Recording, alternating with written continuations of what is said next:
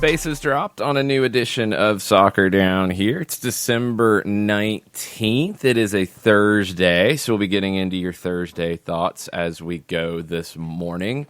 Jason Longshore, John Nelson with you. We'll be joined at 10 o'clock by Jessica Charman. We'll be playing a little Soccer Santa. What presents would you give to people in the soccer world if you were the Soccer Santa? So, get your thinking caps on or your Santa caps on, whichever you'd rather, and come up with a couple ideas. Tweet them at us at Soccer Down here. We'll get into that with Jess at 10 o'clock. Big rumor to kick things off. Everybody is riled up about this one.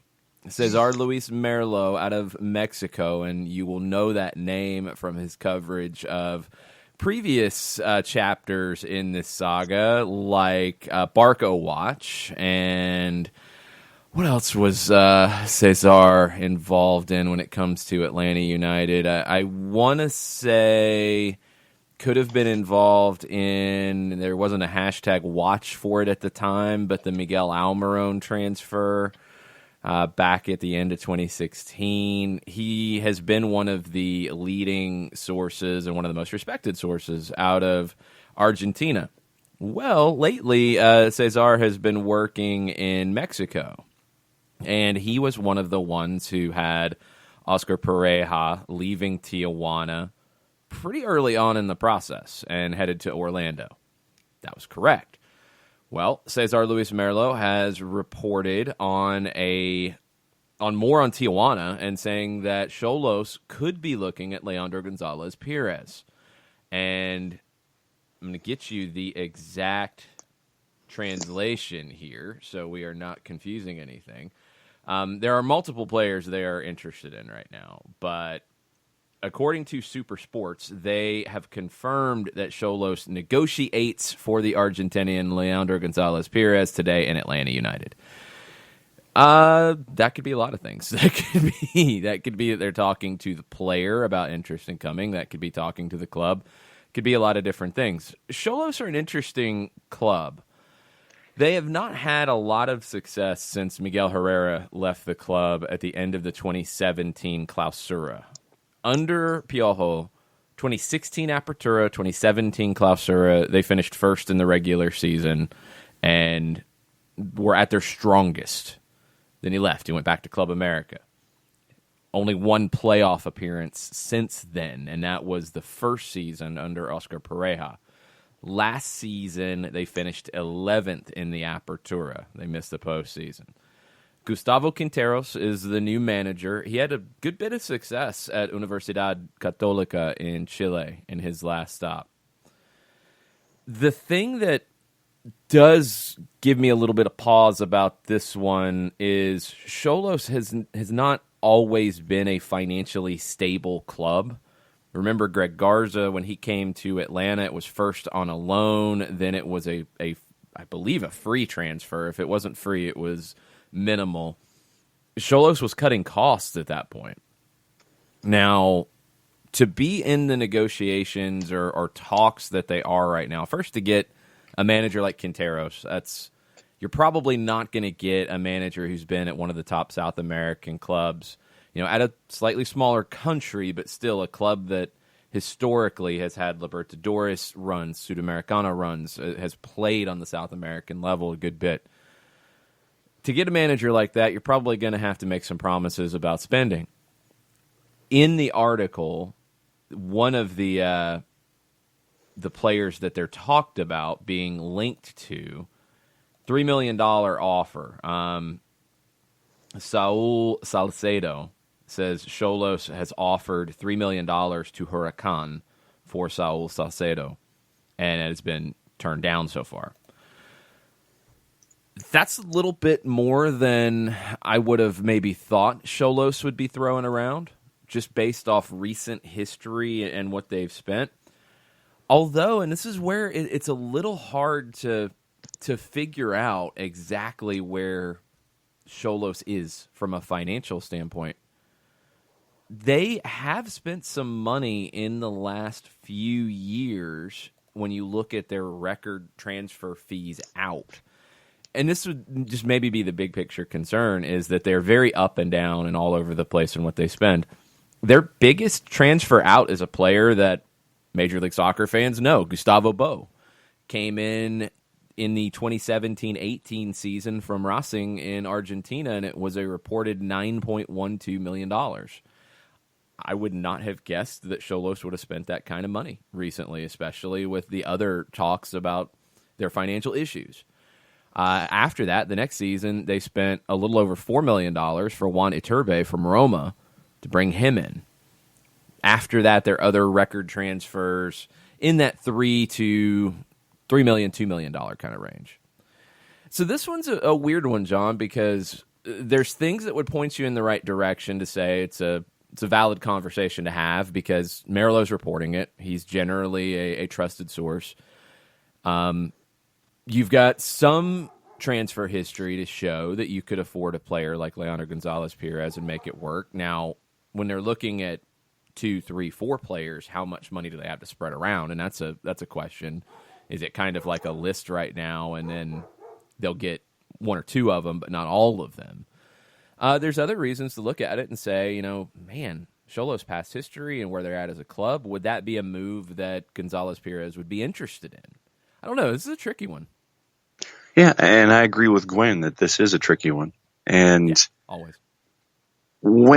For me, because of the financial history of Xolos, that's why I'm just taking this information and just, for me right now, it's on a piece of paper. I have it on my desk, and I'm not getting wrapped up in it. I'm not sitting there. But hold on about financial history, because I just told you, and this is, you have to keep this in mind.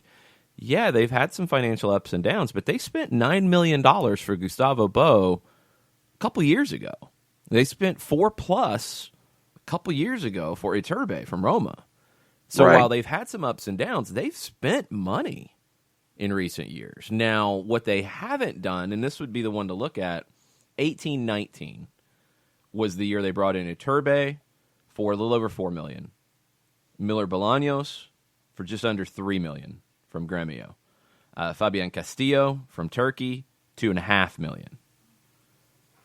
Okay, that's all told about $10 million, roughly, a little bit less than that. That's what they spent a couple years ago. I don't know what they've recouped in that time frame. I don't know if the owner has come around with more money or has decided to spend more to get a manager of this quality, or is just sick of not making the playoffs, which happens. I wouldn't say, I think it's way too simplistic to say that, well, they don't have the money to do it, so I'm not going to put any stock into it, because they've spent money in recent years. It's just confusing as to how much they're willing to spend, and if they do, then how stable are they when they spend it? That's the part that it's a little bit hard to read with a club like Tijuana. Yeah, for me, this is basically, it's the HAL 9000 approach. It's like you're getting conflicting information about everything that they've done over the last couple of years. And if you're going to be investing a boatload of money, then where would LGP fall in this priority? So for me, right now, just in general, okay, according to Cesar Luis Merlo, there's interest. All right. I think it's more than that. I really do. I think I don't know if you're taking all of it into stock here, because it's not conflicting information. It's a scattershot approach. Is I think the more important way to put it, because it's not that we don't know if they spent money. They spent money. We know they brought in those players and they spent that money. And I'm looking at it now, and one reason they were able to spend that in the 18-19 year is they sold Aviles Hurtado to Monterrey for about $8 million. They sold Guido Rodriguez to Club America for about $7 million. They sold Paul Arriola to DC United for about $3.3 million. So you brought in a good chunk of change at that time to make that happen. Now, the next year, you also sold Donati for a little under $2 million. So now 20. the next year, you sold Gustavo Bo back to Racing for a little over $2 million. So you took a loss there, but you got some money coming in. Recently, Jesus Angulo has went to Necaxa for just under $4 million. So you've got some money to play with, and that's, I think that's where you have to consider this, is they're not exactly a stable club because they're not Monterrey, they're not America, they're not Tigres, they're not one of the heavyweights in Mexico, but they're a club that goes out and brings in players, has them star for them for a couple of years, and then makes the sale to Monterrey or Pachuca or America. Those are their top buyers. When you look at the biggest transfers out in Tijuana history, it's Pachuca, it's Monterrey, it's twice to America. So would this make sense from that perspective? Because we don't really know what kind of price tag we're talking about here for Leandro Gonzalez Perez. Would it make sense in that they could say, you know what, we bring this player into Mexico, he does well for us for a couple of years. Yeah, we got to spend some money to bring him in, but then there's the potential of him going to an America, a Cruz Azul, a bigger club once he shows what he does here in Mexico. I really don't think it's unrealistic. And that's the only reason I'm pushing back on you, is that I feel like, yeah, there's some confusing strategies from Tijuana in terms of money, but in recent years they've brought in money in sales, so they should have some money to work with here. And they brought in a new manager who I don't think is going to come in and say, oh yeah, I'll just take players out of the academy and do whatever, and sure, it doesn't matter. I think he's probably going to have some standards of, hey, no, I need X, Y, and Z, and you've got to commit some money to me to go get the players I want. You've dropped, I think, $26 million in the conversation over the last couple of years in fees that they have recouped from bringing players in. And I know that where Xolos is concerned, if you have a new manager and you're 11th in the Apertura, I think that the immediacy of the desire for a result to get into the playoff, to me, means that you're going to want to bring talent in. And right now, we've talked about the money they brought in, and you're interested in a player. Fantastic. So, I mean, in all of the economic conversation that we're having this morning, right now for me, yeah, okay, you're interested in a player.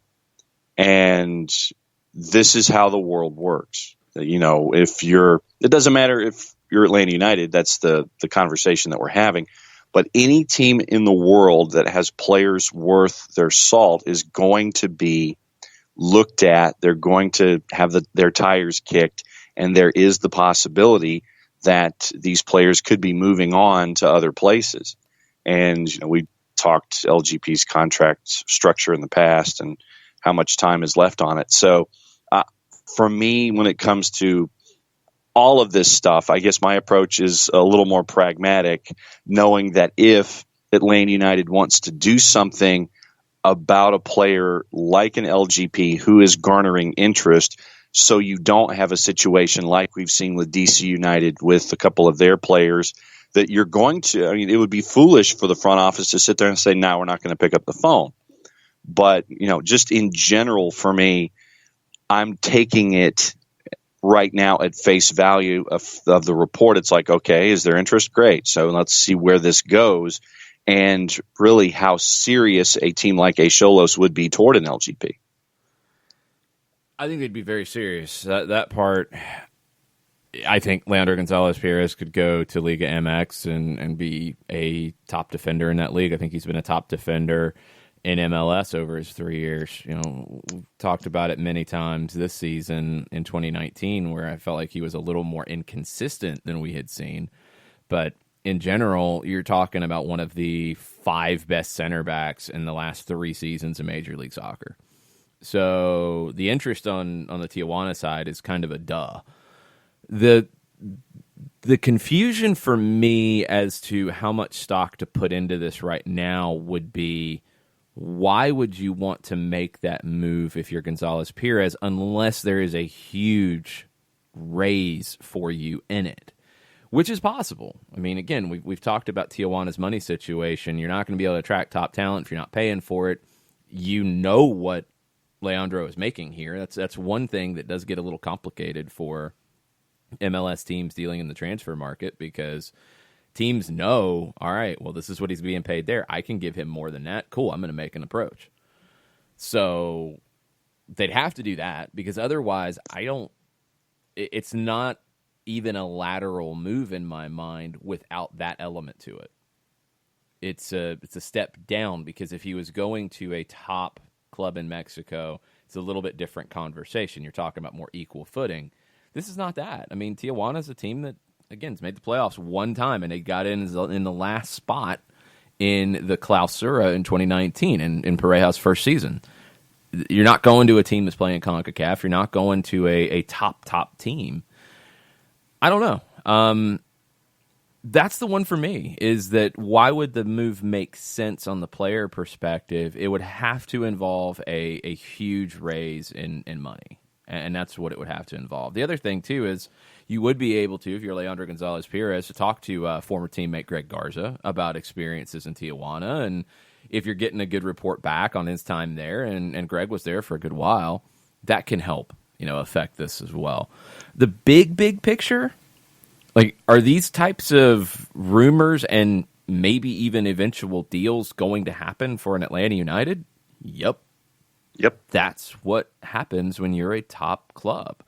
And then the flip side is you go out and you get a replacement if that time comes, because you're talking about a player in Gonzalez Perez who is 27 years old.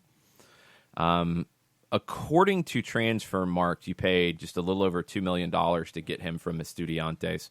I don't remember that being reported very widely at the time. I'm not sure what that fee ended up being. If it was that was a little bit bigger than I would have thought it would have been. Anyway, you got a player, you have paid him I think a reasonable amount, and he has performed very well for you. At 27, do you start to think, okay, was 2019 a blip and you're going to get 2-3 more years at a top level, or is it a sign of, all right, he's been at his top level? That's the toughest thing for any club to manage is, all right, we got a player going late into their contract. Do we sign them for another big deal? Do they have more top years at their top to give you, or can we not commit to that? And when you have somebody come in, that makes that decision even more difficult when you have another club come in and say, we're interested. Because then you've got to make the decision maybe a little bit quicker. Because, as has been reported, Gonzalez Perez has another option on his contract after this year, so you've got control on his deal. He's not going into the final year of his deal. And as John said, when you start looking at, all right, big picture, are you going to, at the end of next season, not 20, but 21, would you sign him to a longer-term deal at that point going into 29, 30 years old? Maybe not. If you get a return now, is that smart business for the club? It depends on the size of the return, and that's what it comes down to. And that's what your negotiation would be. That's where it gets tricky. Because, if you take care of business early enough, you've got time in the window. However, you've got your training camp starting on the 11th of January. You've got a competitive match mid-February. You've got to be ready. Now, again, the season schedule has helped you. And it's never ideal to have to kind of play your way into chemistry, but you get the 2 games with Motagua, you get Nashville, and you get Cincinnati before your first big game of the year against Club America, potentially, if they get there, which they should. That's some time, I mean, you're looking at, March 10th? You're looking at 2 months from the start of training camp to be hitting at your best level at that point. It's reasonable. It's not ideal, but it's reasonable if you decide that this is the kind of move you got to make. I think it's early days. I think Tijuana is being linked to multiple players around right now. I don't think they're going to be able to get everybody. So what's their priority list? That part we don't know. Have they prioritized the attacker over the center back? Have they prioritized LGP over the attacker? What is their order of priority going to be? That's going to affect which deals get done. Because I think Merlo reported they were linked to 3-4 different guys. I don't think they're going to be able to get 3 or 4 different guys at those types of price points. So which deals get done first and which deals are their top priority? We'll have to wait and see. More on this as we go. More news and rumors as well. We're going to take a quick break, catch our breath. We'll be right back after this. Looking for future leaders we can trust and believe in? Look no further than the high school student athletes right here in Georgia. High school sports teach young people how to be effective leaders. It begins by making their grades and being on time for practice. It includes learning to listen, following directions, accepting responsibility, being a good role model. And it's about respect for officials, opponents, the rules, and each other. The result? It transcends sports. It gives us hope for the future. High school sports. There's so much more than just a game. This message presented by the Georgia High School Association and the Georgia Athletic Directors Association.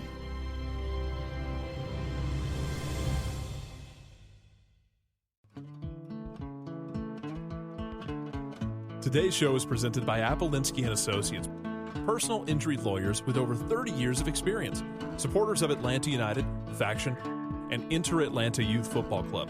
If you've been hurt in a wreck, contact Steve today at steve@aa-legal.com or call in 24/7 at 404-377-9191. The initial consultation is free. We know that every driver is different, and a one-size policy does not fit all. That's why Country Financial offers a variety of discounts, so you get the coverage you need and the savings you deserve. From good driver to good student, multi-policy to multi-car, we've got a discount to suit every driver. Call Jason Wright at 678-568-6871 today to see what you could save. On Facebook at Jason Wright Agency or by phone at 678-568-6871. Discounts vary by state. Policies issued by Country Mutual Insurance Company, Country Preferred Insurance Company, or Country Casualty Insurance Company, Bloomington, Illinois.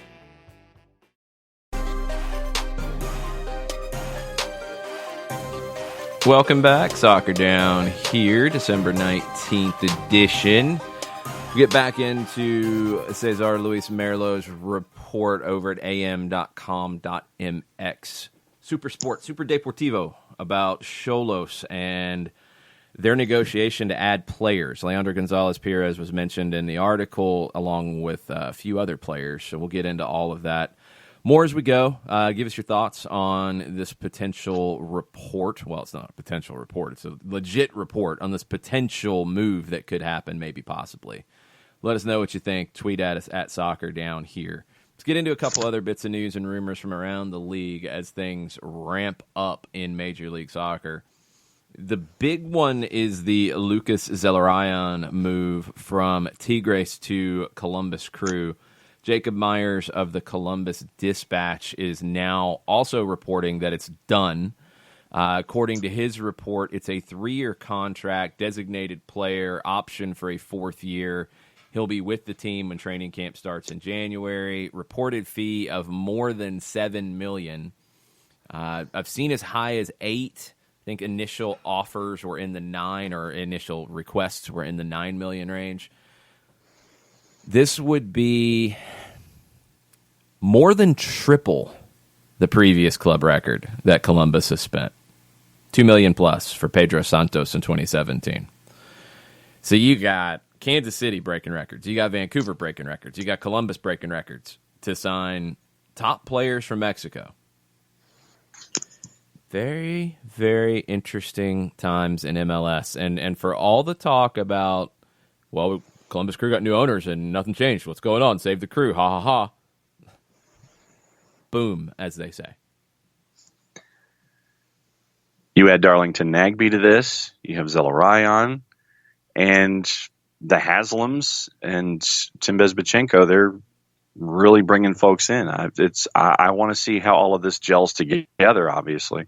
But what Columbus is doing, it is drawing the raised eyebrow and the rubbing together of hands to see how this comes together early on in the 2020 season. I thought that was generally a negative facial expression and or chin rubbing.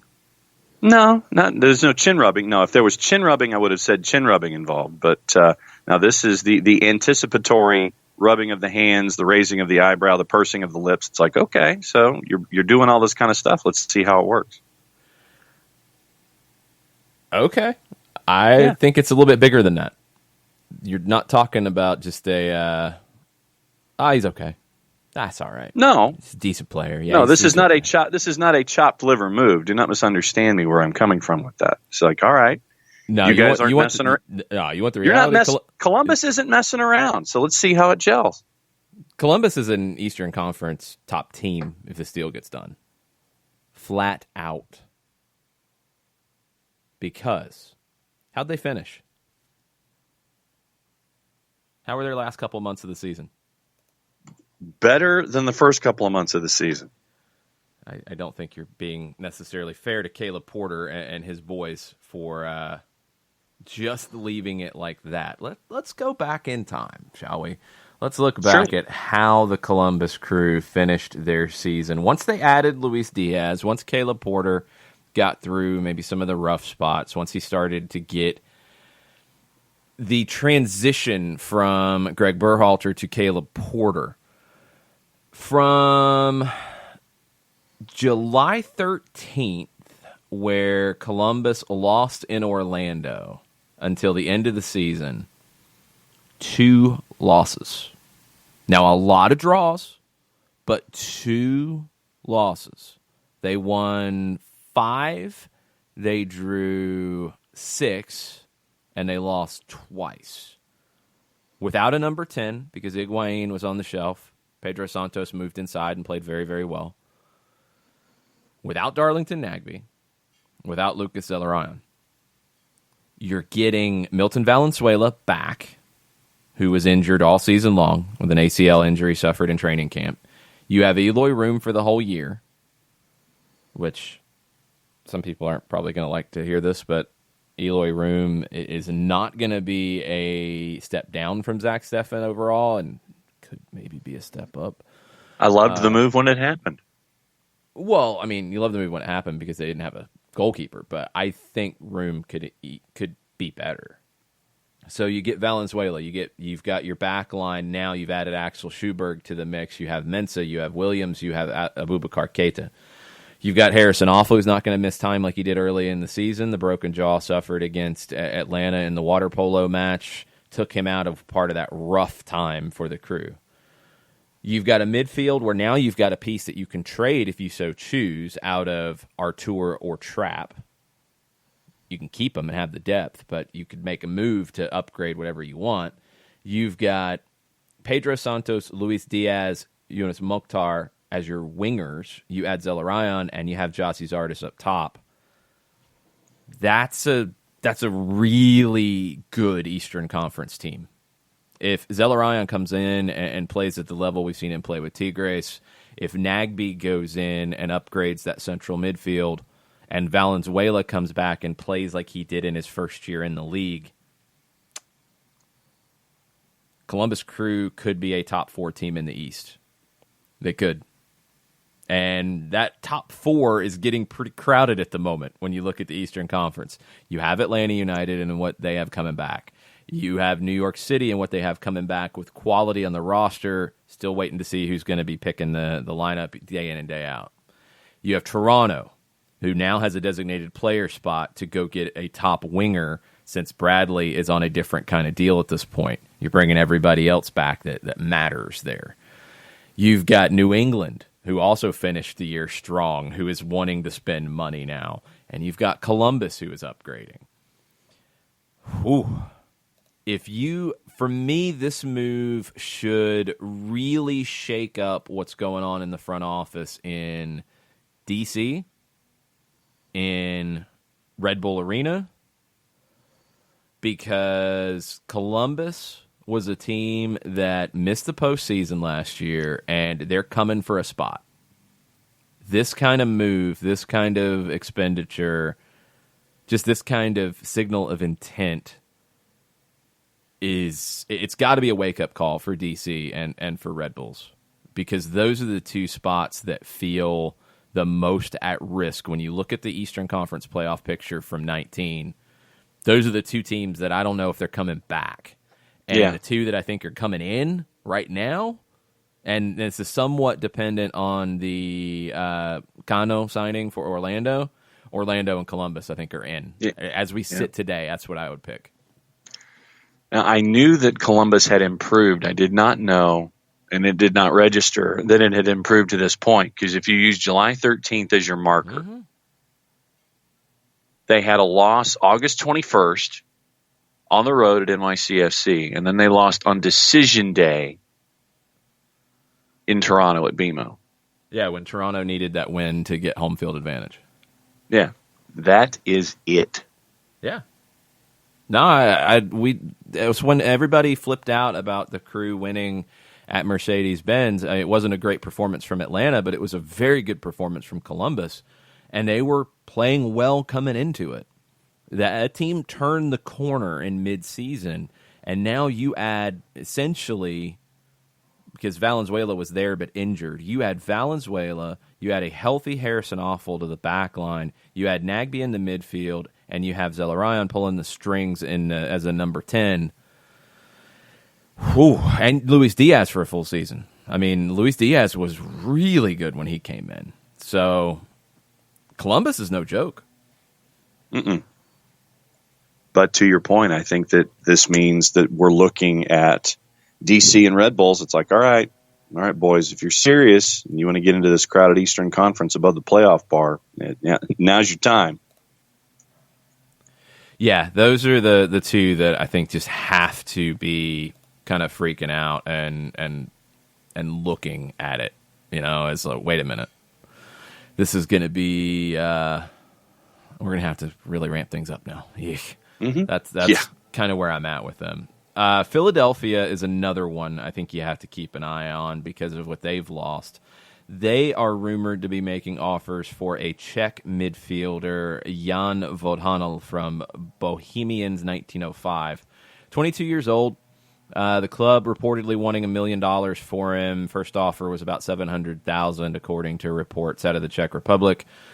He's a left-sided midfielder. I don't know if he could play as a central midfielder on the left side of the diamond, potentially. Don't know if this means Philadelphia might be changing up the way they play a little bit going into 2020 based off who they've lost. It's an addition that they need to make, especially if Shamira Montero is not coming back.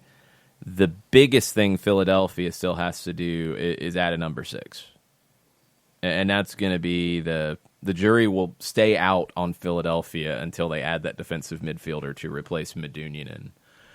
One team we've been looking at and wondering, what are you guys doing? When are you going to make some hires? Because you've got a bunch of empty spots is Chicago Fire.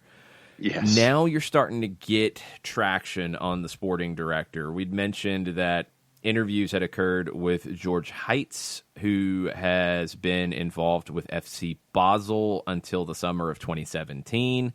Sam Stajkal reported from The Athletic that the deal was being finalized. MLSsoccer.com confirms that they have not made the hire yet. Guillermo Rivera in Chicago broke the news initially. Heitz was at Basel from 2008 until the summer of 2017. Won 8 league titles with the club. They haven't won a title since he left.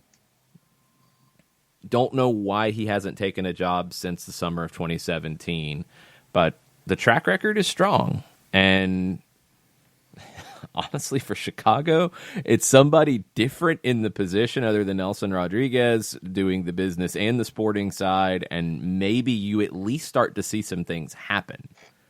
because that's the number one issue for the Fire over the last few years is you have continually shipped out young talent because you just didn't seem to want to play it, which didn't make sense for a manager in Veljko Paunovic who had won the U20 World Cup, but I digress. And you were always talked about, well, we're really chasing this guy, but we just can't get the right deal done, or it's too much, or we made an offer that we thought was fair and they took something else, and that works a couple times. You can't say it every transfer window. And now you're going into 2020 with no Bastian Schweinsteiger, no Nemanja Nikolic, no Alexander Katai, no Dax McCarty, and you've added Medrano right now in the midfield, which is a good addition for McCarty. Okay, you scratch that one off the list. But you still need to add depending on where you wanted to play him, because he played everywhere, defensive midfielder or center back to replace Schweinsteiger, a attacking winger in Katai, and a goal scorer in Nikolic. Those are three big additions that you got to go make to fill designated player spots and get people interested about moving to Soldier Field. Yeah, and we talk about there being, 6 weeks, 8 weeks before actually it's less than that. When do training camps open? The 11th for teams in CONCACAF, a week later for everybody else. Okay, so basically you're looking at a month before training camp opens in Chicago, and you're still trying to fill out your front office, and you're still trying to fill out a roster as you're heading toward Soldier Field and trying to make sure that you're going into this new chapter of your existence with all of these holes. So for me, time is running out in all of this stuff. And I know that when you're looking at holes in the administration and you're looking at holes in the roster, I know that you got to bring in somebody in the office so you can have an idea as to who you want to bring in players wise. So I have far more questions about Chicago. It's the same questions I've always had, but nevertheless, it's like clock's ticking. And I think they got to boogie on something, or it's going to be a long year again. And that's not what you want heading into Soldier Field. No, but if they get this hire done, you would expect that part of the pitch from Heights in the interview process was, I'm going to do X, Y, and Z. So it's not like he's going to be coming in and saying, well, where am I? What am I doing? What's going on? Yes. So they've got time. How many times do you see top teams around the world go into training camp still with moves to be made? It happens all the time. So can Chicago do it? Yes. They're going to have to commit the resources to it. It sounds like that they are willing to do that. And now you've got somebody leading the effort that should be coming in with some ideas about what to do. They've got time. It's not hopeless. I'm not going to say that at all about Chicago, but you got to start doing something to get people excited. And yep. Look, this is the thing with a club like Chicago. I think Miami's in the same situation. Clubs in those types of moves that need a splash, and it's like, wow, they need a splash. Got to do something. You make the right splash, you're fine. If the Fire came out in January 10th, or let's say January 17th, the day before training camp starts for them, and it pops off in the Chicago Tribune or the Chicago Sun-Times that Chicharito's coming.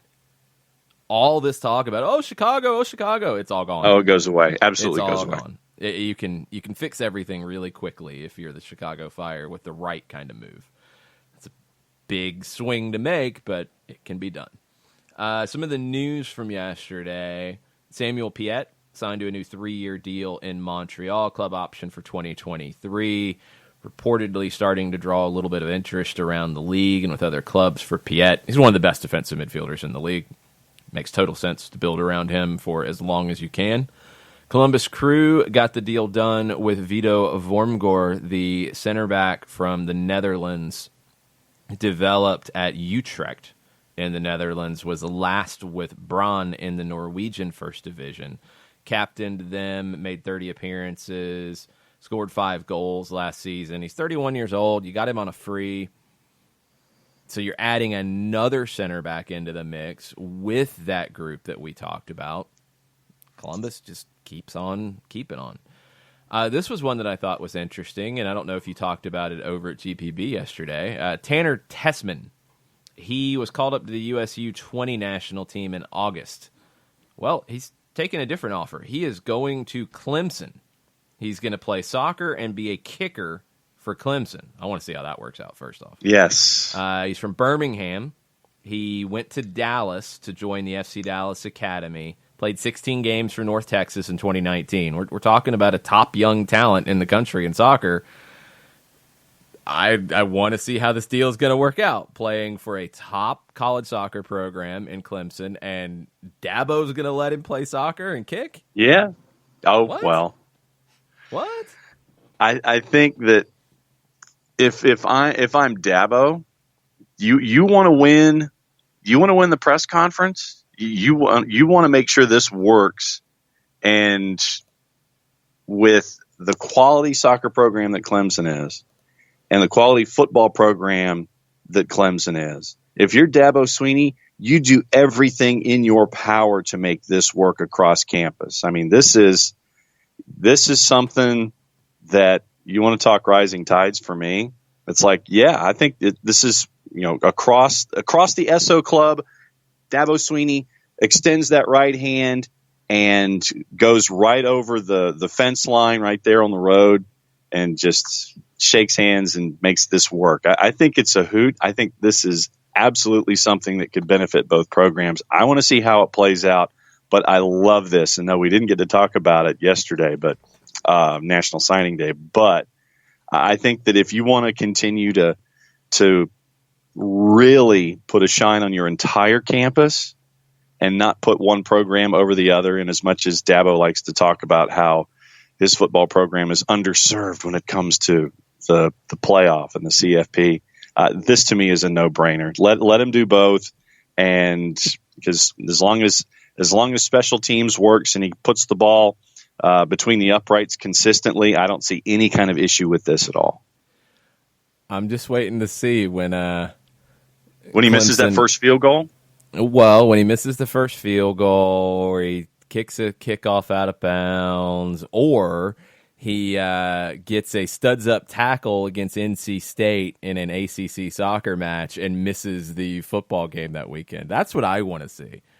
According to Jared, Dabo raved about the kid. Yeah, it's all great. Everything you're saying sounds great. Raving about the guy, it's wonderful. He gets kicked in the kneecap in a soccer match and misses a football game, and Dabo's got to turn to whoever his other kicker is. Yeah, I'm going to be real curious to see how this works out. Dabo's not afraid to pop off at the mouth either, so no. I'm very intrigued by this one. Good that you're talking about a USU 20 player that it doesn't sound like his soccer career is ending, but I'm very skeptical about this working out well. Very, very. We all know about how Power 5 schools are about their kickers. So, yeah, we'll see. I mean, this has win-win written all over it, but of course, no, I don't think it does. I really no. don't.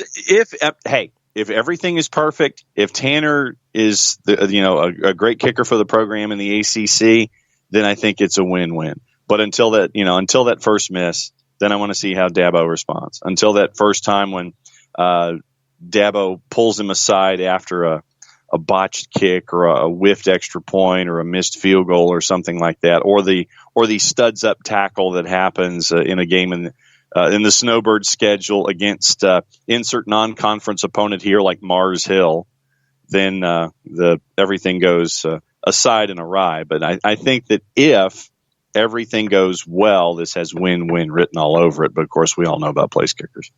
I just completely disagree. If they're going to try to do both, there's no way it works more than a month. There's no way it works more than a month. It's not about him being a good kicker. I could care less. You can't play both. There's no way they're going to make that work that he can do both. There's no way. Like, you're going to have conflicts of games, first off, and you're going to have... So this kid, is he Superman? Is he going to be able to go play 2 games in a college soccer season in a week and then pop up on Saturday and kick, probably without any practice, because I don't know where he's going to find the time, and kick and do well? I don't see it. I don't see him doing both. I think it all sounds nice, but I don't see him doing both. I don't think it's going to work long term. So I don't know. We'll find out. I hope he sticks with soccer because you're talking about a U20 national team player. You're talking about a player who played 16 games in USL League One last year for the team that won the thing. So I hope he sticks with it. But if there's more money for him to be made in football, I totally understand it. I just don't see how he's going to play both at this point. I don't think it's possible. We'll find out. We'll see. I'm waiting on Dabo to start complaining about soccer when this kid either misses a kick or gets kicked and misses a game, and Dabo has to turn to a walk-on to kick, and he misses something, and then Dabo goes on a rant about soccer players. I'm waiting for it. Did Donald Igwebuike play both at Clemson? I don't know. I'd have to go back and look. I can't remember anybody playing both at any kind of a high level at the same time. Like, that's the thing, is the college soccer season's at the same time as the football season. You've had guys leave the soccer team to go kick. You've had kickers obviously come in from top programs. You've had guys who ended an MLS career. Devin Barclay ended his MLS career, went and kicked at Ohio State. That's happened. But not playing both sports at the same time. That's the part I'm just not buying. We'll wait and see. We'll find out. We're going to take a quick break. We'll come back, get into some of your Thursday thoughts on the other side. We'll be right back. A ranger station. I'd like to report a bear hug. Okay. I put out my campfire and Smokey Bear hugged me. So you drowned the fire, you stirred it, drowned it again, and felt that it was cold? Uh-huh. Yep, he's just letting you know you did good. Bear hug from Smokey Bear. Status update. I'm gonna let you go now. There are many ways to start a fire, but one sure way to put it out. Learn how you can do your part at SmokeyBear.com. Sponsored by the U.S. Forest Service, Ad Council, and your state forester. As a business owner, you know that every year brings new challenges and opportunities. The success of your business demands expertise and focus. And Country Financial can help you keep that focus by helping ensure you have the right insurance protection in place to meet your goals. Jason Wright can help you create a customized insurance plan that has coverages designed just for your business. Give Jason a call at 678-568-6871 or reach him on Facebook at Jason Wright Agency. Coverages vary by state. Policies issued by Country Mutual Insurance Company, Bloomington, Illinois. This is what matters. This is beyond X's and O's. This is the difference mutual respect makes. This is what character looks like. This is what defines us in Georgia. This is sportsmanship. School sports. It's not the outcome that matters most, but the way the games are played. This message presented by the Georgia High School Association and the Georgia Athletic Directors Association.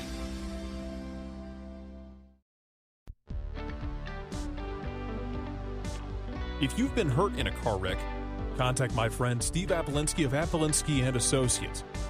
He's been representing individuals for over 30 years throughout Georgia and Alabama. Email him at steve@aa-legal.com or call him 24/7 at 404-377-9191. The initial consultation is free.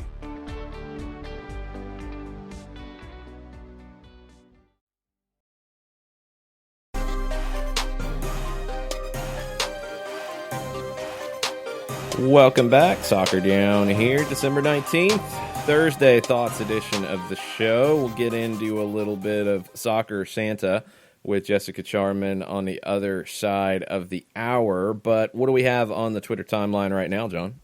All right. After discussions with Columbus and what they are up to, Tafka has predictions for the Eastern Conference. Okay.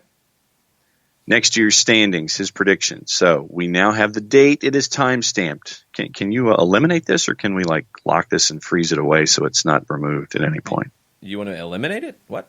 No. I'm just saying that if Tafka's predictions go astray and they're not correct, is there a way that Tafka can take this particular tweet and remove it, or can we continue to keep this locked in someplace to where we can use it as a reference? First off, you are throwing massive amounts of shade at Tafka for making a big, bold prediction and then trying to delete it. Second, this show lasts forever. We're talking about it now. So, all right. So here we go. He has Atlanta at the top. LGP stays. Gressel's on a 4-year deal. Barco Pitti and Joseph fire on all cylinders, combined for 62 goals. Miles wins Defender of the Year. Okay. Now, I'm going to go from the bottom up to number 2. At the bottom, he's got Chicago.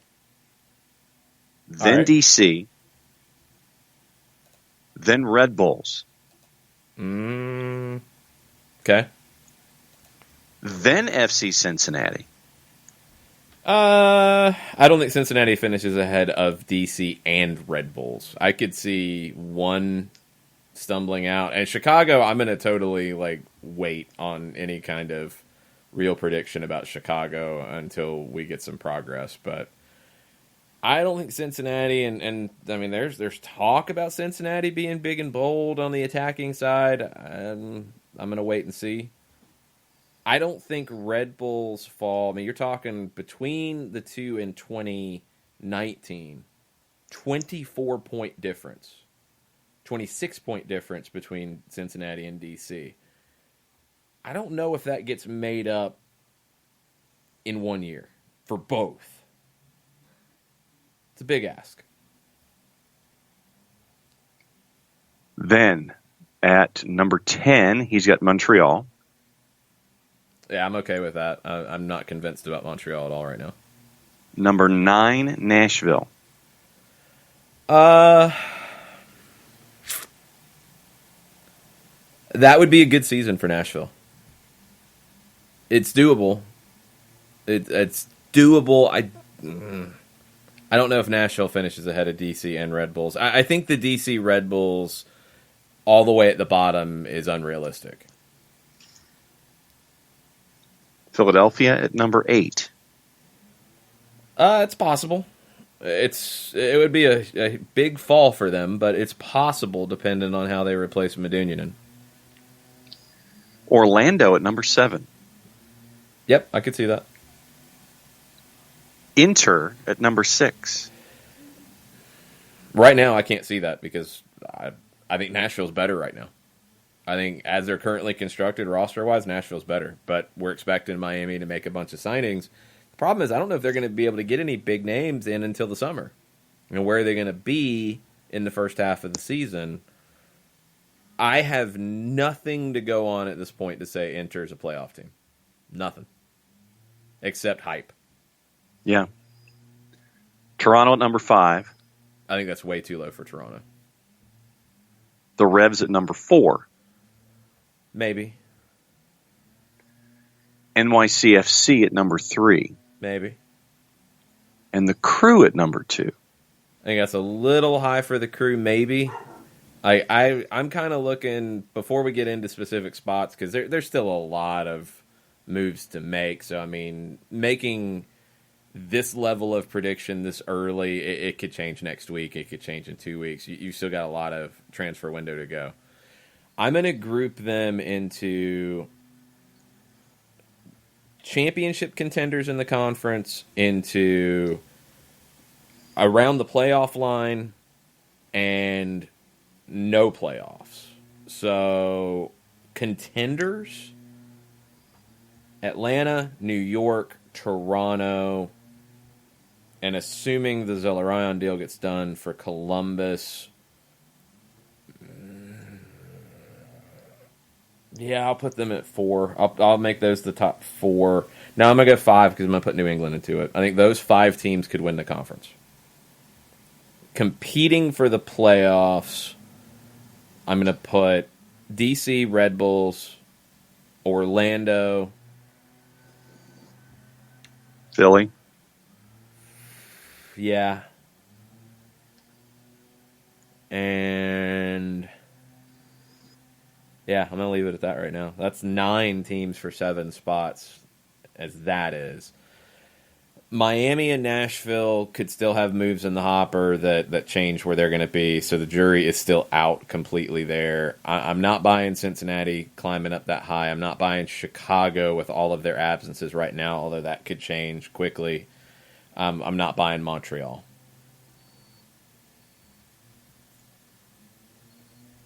So that's how I'm looking at it now. I'm not getting too specific in ranking just yet. More in categories. MLS is saying stay tuned. The 2020 schedule is dropping soon. Soon, eh? Show us how you feel with a GIF. What does soon mean, MLS? It's a different font size and a different font entirely. According to their tweet from 7 minutes ago. I think your Twitter might be funny, John. Looks normal to me. It's like dark. It's darker. It's like bold. Bold face. Okay. I guess. 2020 schedule dropping bold-faced soon. Still lowercase, but bolder face font. All right. I'm just wondering if it's dropping at 10 o'clock. That's all I'm wondering. Yeah, so Percy Herrera says there was literally no build-up to this at all, no hype, nada. I mean, it's a schedule. Like, how much are we going to hype a sheet of paper? That's the one thing I would say. I mean, we could, but then also I think the NFL schedule release show tonight on NFL Network. I think that's absurd. I think that's just absolutely absurd to have a schedule release show. So, I mean, like, where's the line in between? I guess it's a tweet. Soon. Sunday. The schedule comes out. Mark your calendars. And so Atlanta United, in true Atlanta United fashion, in responding to said tweet, has the GIF of Big Red spraying the locker room with champagne after winning MLS Cup. Okay, now, yeah, perfect. Now I figured out what you're talking about. So it's not popping up as strong on mine because I am in the dark mode of Twitter. So it looks like a little bit thicker white, but not like dramatically. So okay. I guess in the dark mode, it doesn't look as much of a soon. It just looks like soon. Yeah, I like the dark mode of Twitter. I'm a dark mode guy. So, how is that different for those of us that aren't in dark mode? The background is black. Ah, okay. And the print is white as opposed to the other way around. Okay. So, yeah, I could, and also I'm looking at it like I was kind of glancing at it. Yeah, it doesn't look that different in the dark mode.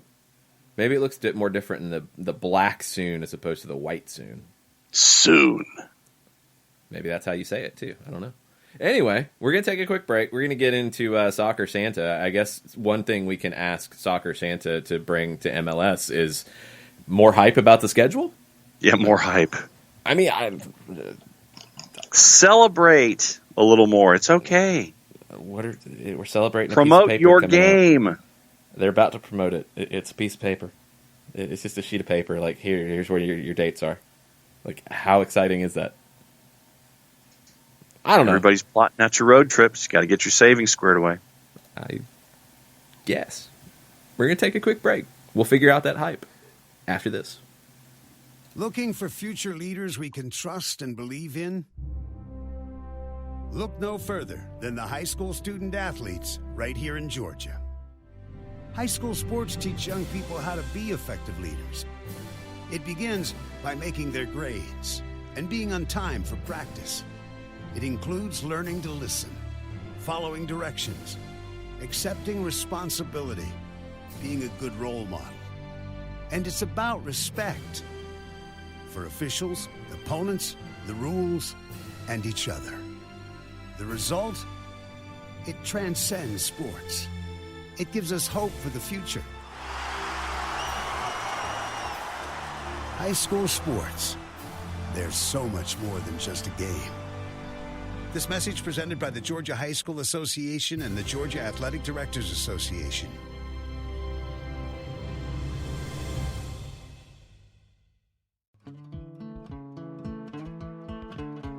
Today's show is presented by Appolinsky & Associates, personal injury lawyers with over 30 years of experience, supporters of Atlanta United, Faction, and Inter-Atlanta Youth Football Club. If you've been hurt in a wreck, contact Steve today at steve@aa-legal.com or call in 24/7 at 404-377-9191. The initial consultation is free. We know that every driver is different, and a one-size policy does not fit all. That's why Country Financial offers a variety of discounts, so you get the coverage you need and the savings you deserve. From good driver to good student, multi-policy to multi-car, we've got a discount to suit every driver. Call Jason Wright at 678-568-6871 today to see what you could save. On Facebook at Jason Wright Agency, or by phone at 678-568-6871. Discounts vary by state. Policies issued by Country Mutual Insurance Company, Country Preferred Insurance Company, or Country Casualty Insurance Company, Bloomington, Illinois. You're listening to Soccer Down Here daily on SDH Networks, a division of OSG Sports. Find us at Soccer Down Here on Facebook and Twitter. The time is now the top of the hour. Peep, y'all.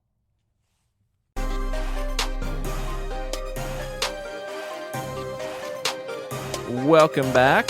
Hour number 2. Soccer Down Here. It's a Thursday. We're taking your Thursday thoughts. We're also going to play Soccer Santa here in just a sec.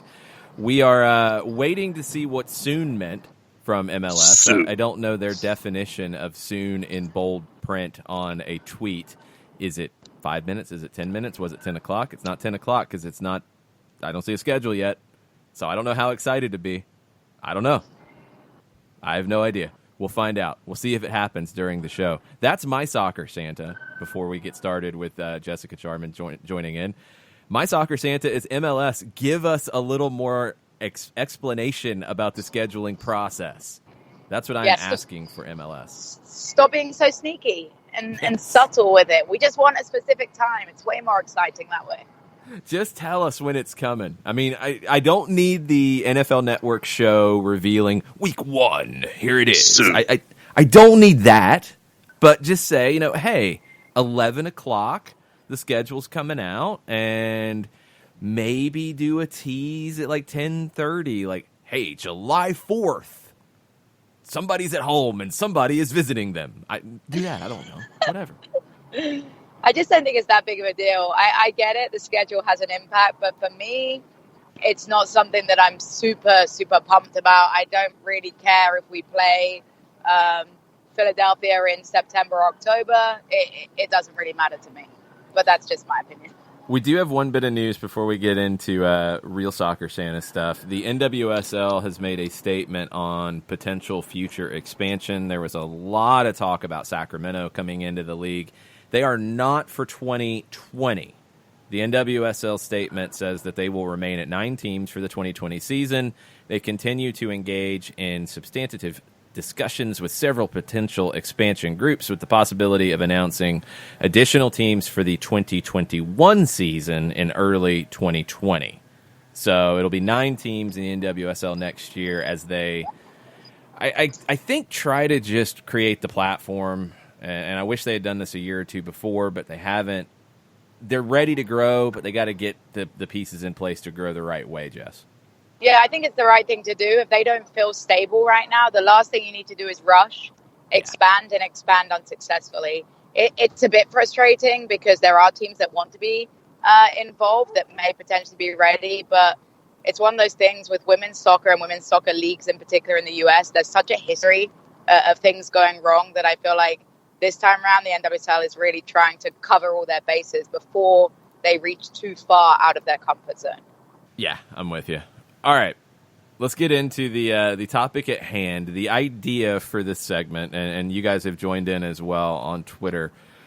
It was, we're going to play Soccer Santa, and we are going to provide gifts to people in the soccer world that we think they need for 2020. John, I think you had a few you wanted to start with. Well, I had a few, but they were more soccer over there-ish. It can be anything. Soccer. Okay, so, Jess, what would you give Ed Woodward of Manchester United? Clue.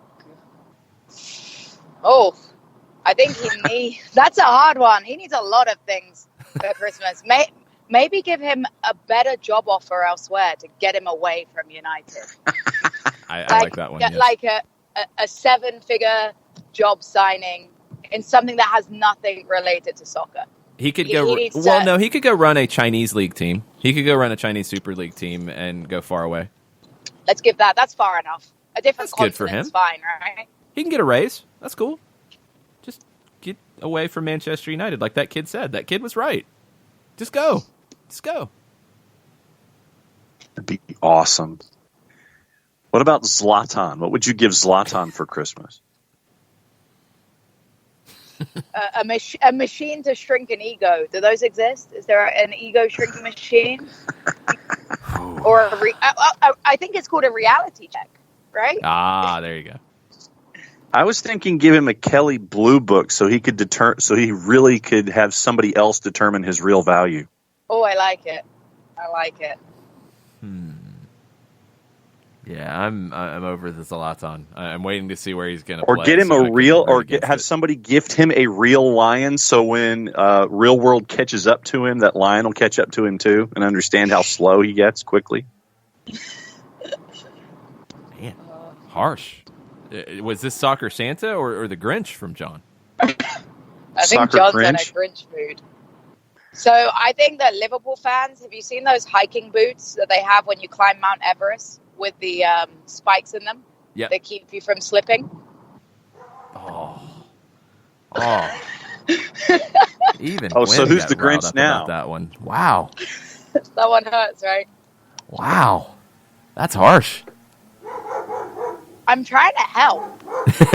It's also true. I So then what do you think give they're Pep fine. Guardiola other than a center back? That's what I'm giving him. Another sweater? More of a sweater collection? No, he's got the wardrobe. I don't think he needs any help there. I think he actually said his wife is either a designer or a stylist or something. So he's taken care of. He doesn't need anything in that. He needs a center back in the worst way, and I think what he needs more than anything is a Champions League trophy. Yes. That's what Pep needs. I think if they finish third in the league and win the Champions League, everybody's happy. You remember, Jason, when we were at Brewhouse and we talked to a lot of Man City fans that actually said they would substitute the Premier League any day for the Champions League. So at this point, I think a lot of the fans would settle and more than settle for that. Yeah, I think that would be fine. What about MLS? What about the league as a whole? What would you give the league, Major League Soccer, in 2020 if you are Soccer Santa? I wish I'd had these questions up front so I could have planned these out. This is live thinking right now. That's the fun Chris part. Chris Hutchison is suggesting improved MLS refereeing. So you would give improved refereeing to the league. I like that. I think you could probably give that to every league in the world because it's hard. It's a hard gig. I would give, along those lines, I would give U.S. Soccer, let's say, man, who would I give them? Okay, we'll go ahead and give them Mark Geiger because Mark Geiger is he's better than he gets credit for. We're going to give Mark Geiger the role of developing referees in U.S. soccer, not just in pro, not just sitting back. We're going to give him the budget that he needs and the ability to go and create a development plan for referees in U.S. soccer because right now there isn't one. And yeah, they need an internship program almost that gives them experience at different levels. We talked about this on a previous show where there just isn't enough professional competitive level games that they get that experience. There has to be some sort of qualification process that's enhanced where they can get more competitive games before they reach the top tier. I think it's just the system at this point because with the growth of USL Championship, with USL League One in place now, with NISA in place, with another Division III Pro League, with all of the NPSL, USL League Two, like there's a lot of games in that ladder now, but it's actually creating the ladder. I think it's right now it's still kind of random as to who gets that call up to do those NPSL and USL League Two games and gets noticed and then gets to move up into the pro ranks.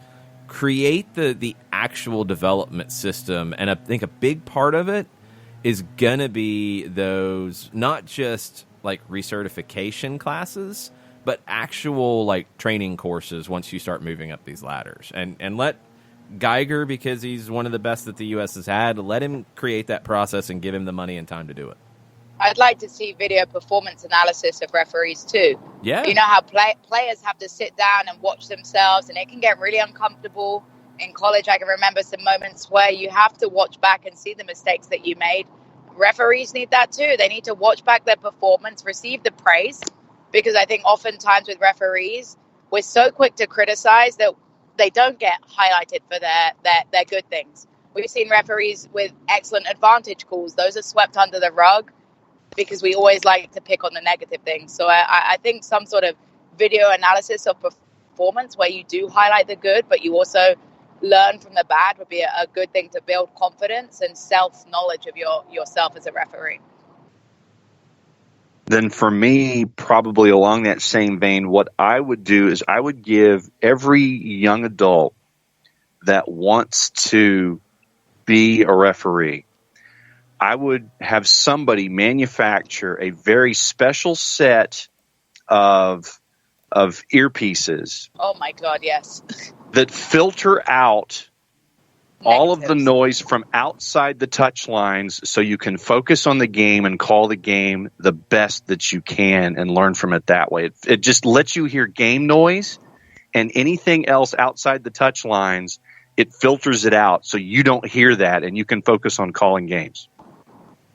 That would be amazing. Just from my experience refereeing, it's hard not to change your biases based on people critiquing you sometimes. And it's hard to focus on the calls. We're all humans, and there's going to be moments if you hear a parent really going hard on you about something, it's going to alter the way you call the game. So I think that's a really positive. Nice video of the Australian League with the mic'd referee. I thought that was really cool. They have it in rugby where it helps explain calls, because there's so many times, and it happens in Europe, it happens in America, where particularly a fan base that may have not grown up playing the game don't quite understand some of the calls in questions. It could be a really good educative addition to have the referee almost explaining the calls sometimes. How about this one? Brad Estes, the president of Louisville City FC, has given a Soccer Santa gift to Louisville City fans. He said, and remember, they just changed their logo, and it was not so well received. Brad Estes, in a statement to Lou City supporters, "You are the lifeblood of our organization, and we greatly appreciate each of you. We have worked hard over the years to develop and maintain strong bonds together without regard for group affiliation. To be blunt, our recent brand rollout has failed you. We had the best intentions, but we lost sight of our responsibility to engage you in the process. We have stopped production on merchandise with the new crest and have opened dialogue with supporter group leadership about how to improve our club's branding and crest. This will be an inclusive process, and we'll update you as more information is available." Wow. That's awesome. Wow. Because that's, it's not cheap to rebrand your team and make merchandise and everything you have to do with a new logo. They're going to lose a lot of money doing it this way, but it's the right thing. It was a failure. And in the long run, if you're looking at it from a business perspective, it may do you better in the long run, right? Because more people are going to purchase the fixed up merch. And it's one of those for the longevity of the relationship. If I'm a fan, I want to wear a shirt that I love. I want to wear a crest that represents me, my city, the reason I fell in love with that team. So they're doing the right thing, but it's something for all teams to use as an example, that you have to stay in touch with your fans. It doesn't matter whether you expand, whether you're doing better, whether you're changing leagues. At the end of the day, your fan base will follow you as long as you respect that. In the picture, there's nothing worse than a team that isolates their fans or thinks they're bigger than the fans, because without a fan base, a professional soccer team isn't going to get very far. They pull the leads. Oh, that was hideous. That one was awful. Well, they did that. They said, okay, this is not going to work. This is dumb. We really messed up in making this decision, so we're not going to do it. That's good. That's a good thing to do. Somebody go tell the Chicago Fire that. Yes. John Nason on the hashtag Soccer Santa is gifting scheduling transparency for the next few years. Hashtag play everyone. Dig it. And Ricky Ricardo for Soccer Santa is a CONCACAF Champions League final for Atlanta United. I would love that. I am on board with this. Jess, what else did you have on your list of nice and, I don't know, maybe you have some naughty gifts as well. I'm not sure.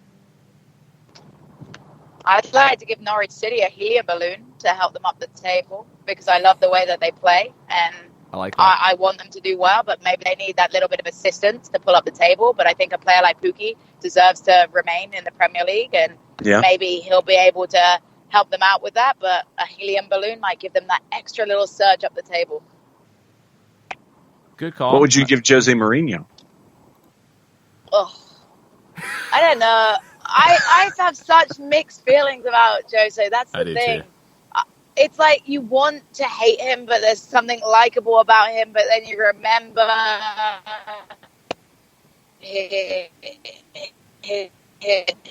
who he is. What were you thinking about Jose? Guys, come on, help me out here. I want Jose to be happy because I remember the Jose who came into Chelsea and was fun and the special one. Yeah, but everything was kind of said with a wink. You know, it felt like, hey, I'm playing this role. Yes, I'm very confident. He was cheeky, as we call him in England. He was cheeky. It was fun. It was likable. And that's what I mean. That's the Jose that I fell in love with as like a soccer fan. Like those early Chelsea teams were not what we saw at Manchester United at the end. They were not the negative, dour, like we don't want the ball because we don't want to make mistakes style. They were those scared. Early Scared Chelsea to teams play. weren't that. I think Real Madrid broke him. So I would love it if he, this is what I'll give Jose Mourinho at Soccer Santa, a FA Cup win for Tottenham, because I think that would go part of the way to just helping him fall back in love with the game and what he does, because he's a very good manager. And some hair dye, because it's stressful being a manager. Has he kind of given up on that, though? I think he's okay with the gray at this point. He's embracing the silver fox. But you need to. At some point, I'd still give him some hair dye. Then I was thinking giving Diego Simeone a black golf shirt, loosen him up a little bit. I don't know if he can function being loosened up, though. Do you think Duncan Ferguson needs a coat, right? I know he's trying to be hard and stuff, but Everton's pretty cold, and he needs to start wearing proper manager attire if he wants that job. Yeah, he's going to catch a cold. That's no good. I'd give Carlo Ancelotti a second thought. I don't know. I'm not so down on that move, but it feels weird. I don't know how to feel about it. I want to wait and see. So I'm gonna give that one some time. I'm trying to think of some on Atlanta United players, guys. Okay. Joseph would get a statue, right? He would get the statue. Oh yeah, no doubt. That. What would you give Guzan?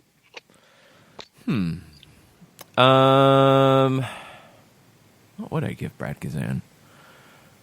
I think more respect. Like, yeah. Is that directed at me? No, you're not. On the national stage, Brad, I think, he's not given enough credit for what he does and what he's been able to do, and I wish he'd actually get more reps nationally too. Yeah, I don't think he gets talked about enough when it comes to the American goalkeepers, and he's in true. He's in a time frame where he overlapped with Tim Howard, and Tim Howard's one of the best the U.S. has ever had, and that's an absolute fact.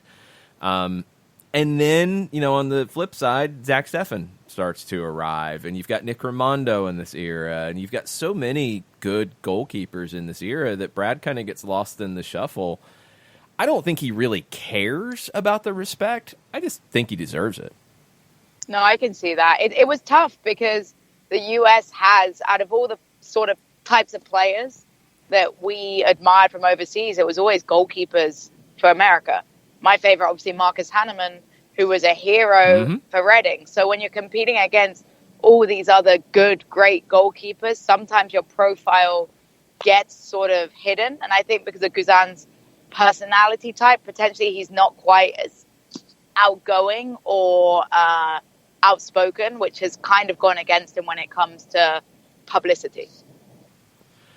Yeah, Hanneman's a good one to compare as well. I mean, if Marcus Hahnemann had come up, a decade before, or maybe even a decade later, he would have gotten more caps and more time. And, he was at a time where Brad Friedel, Casey Keller, Jurgen Sommer was still in that mix. I think Tony Meola was still in the mix at the beginning of Hahnemann's career. He just was a great goalkeeper, but there were guys who were slightly better. I think Brad's a little bit further up that food chain and just doesn't get as much love as I think he deserves. But we'll see. We'll see what happens. Again, I don't think he really cares. I think Brad's completely happy with his career and where he is, but I'd like to see him get that love. What about PT and or Barco? What would you give them for Christmas? Oh.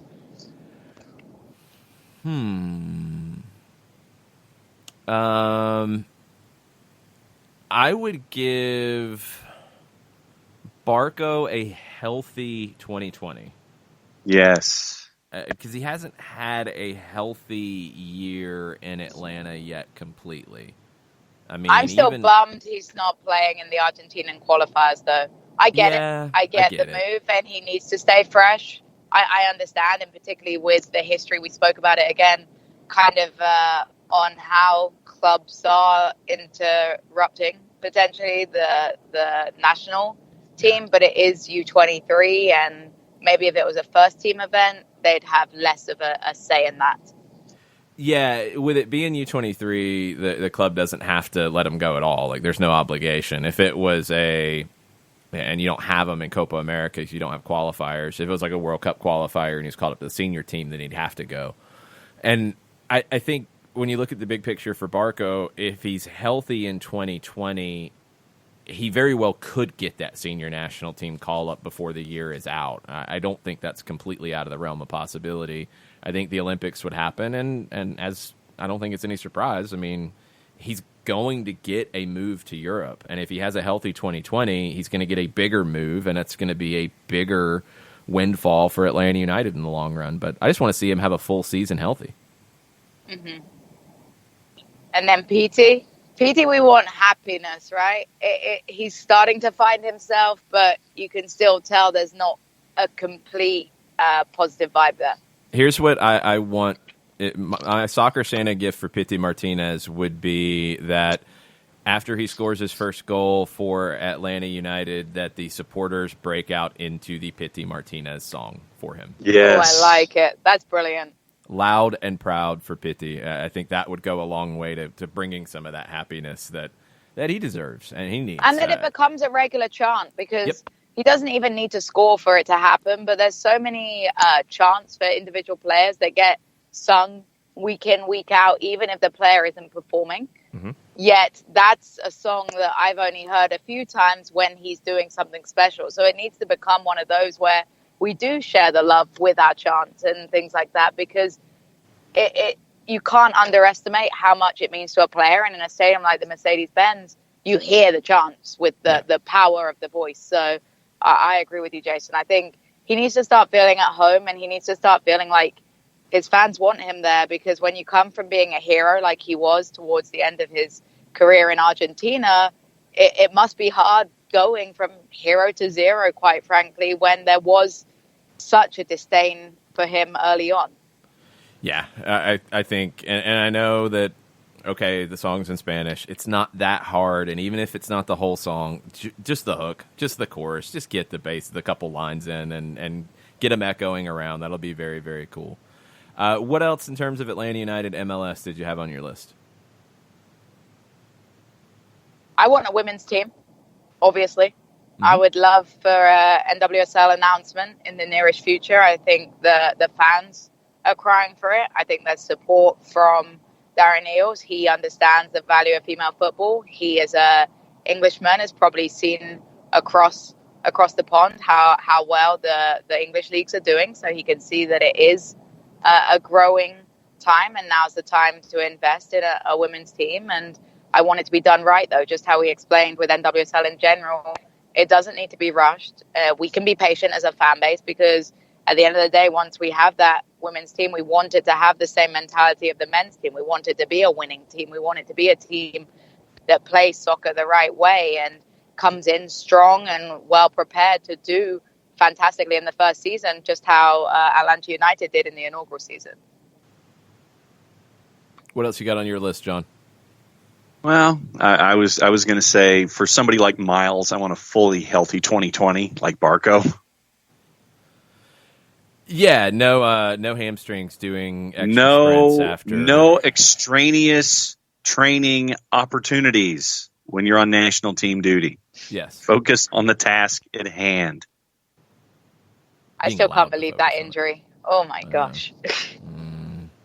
I would like to give MLS a, time to actually release a schedule instead of soon, because thought it might have happened by soon. now. I don't know what soon meant. Ridiculous. Well, people are still apparently dropping gifts, so soon is a flexible time constraint. I have Could a be calendar tomorrow. I have to fill out. Soon. What does that Soon mean? is still tomorrow. Could or be. the end of the week. Soon to me, Christmas is soon. That's a very indirect word. It could mean It's a a lot loose of things. construct. Yes, exactly. They're just leading us on right now. That's how I felt, led on. Pretty much. Yes. They're listening in the office right now and laughing at us, just trying to kill time waiting for the schedule to drop. They meant to release it at 11, but just because we've been complaining, it's going to come tomorrow now. Yeah, they'll release it at like 11:05 when we're off the air. Pretty much. That's how they do it. Oh, man. Any other tweets we need to hit before we go to break? Nothing in the sense of Christmas Santa and Secret Santa and Soccer Santa and things like that. We do have other topics on the board, though. Okay, we will get to those. Jess, it's been fun in 2019. I don't know if we'll catch up with you on the show again before we get to 2020, but we're glad that you are a part of the SDH family now. I am so glad to be part of it, and 2020 is going to be a big year, and I'm sure we've got lots of exciting things to cover and hopefully an awful lot of wins to come. Yeah, that's the number one thing that I would give as Soccer Santa is a lot of wins for Atlanta teams, because it's going to be a big year in 2020. 2019 was big and kind of overwhelming at times with how much stuff was going on. Now that we've went through a CONCACAF campaign and won an Open Cup and you had Campeones Cup and everything that's coming up in 20, and with, I think, the league getting so much better this offseason, 2020 is going to be crazy. Absolutely crazy in a good way. The year to make a mark. At the end of the day, you want to play against the best, and you have to play against the best to be the best. So I'm excited for the level of soccer that's going to be coming to visit Atlanta. It's going to be fun. Well, have a happy holiday. Get rested up and recharged for a busy 2020. See you then. Talk to you soon. Jessica Charman, make sure you're following her. Jess Talks Footy with an IE on Twitter. We're going to take a quick break. We'll be right back after this. A ranger station. I'd like to report a bear hug. Okay. I put out my campfire and Smokey Bear hugged me. So you drowned the fire, you stirred it, drowned it again, and felt that it was cold? Uh-huh. Yeah, he's just letting you know you did good. Bear hug from Smokey Bear. Status update. I'm gonna let you go now. There are many ways to start a fire, but one sure way to put it out. Learn how you can do your part at SmokeyBear.com. Sponsored by the U.S. Forest Service, Ad Council, and your state forester. As a business owner, you know that every year brings new challenges and opportunities. The success of your business demands expertise and focus. And Country Financial can help you keep that focus by helping ensure you have the right insurance protection in place to meet your goals. Jason Wright can help you create a customized insurance plan that has coverages designed just for your business. Give Jason a call at 678-568-6871 or reach him on Facebook at Jason Wright Agency. Coverages vary by state. Policies issued by Country Mutual Insurance Company, Bloomington, Illinois. This is what matters. This is beyond X's and O's. This is the difference mutual respect makes. This is what character looks like. This is what defines us in Georgia. This is sportsmanship. School sports. It's not the outcome that matters most, but the way the games are played. This message presented by the Georgia High School Association and the Georgia Athletic Directors Association.